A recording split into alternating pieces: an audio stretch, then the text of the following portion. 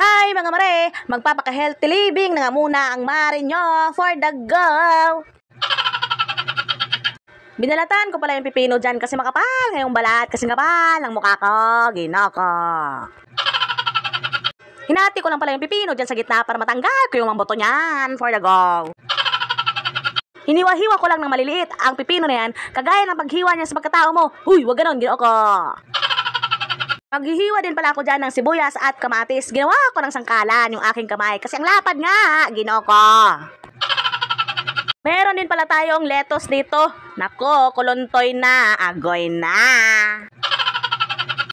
Mahal nga ang kilo ng lettuce kaya yan, pinagtsagaan ko na yan kahit maliit, ginoko.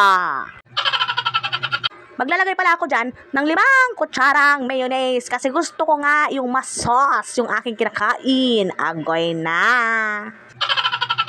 Nilagyan ko rin pala yan ng 1 kutsarang suka for the go. Naglagay din pala ako dyan ng pamintang durog, kagaya ng pagdurog niya sa puso agay na, humugot pa nga. Imikos-mikos lang natin yan mga mare para tayo makakain na kagigutom na imito ko sa tiyan, ginoko. O siya, mga mare, pare, ate at kuya, thank you for watching.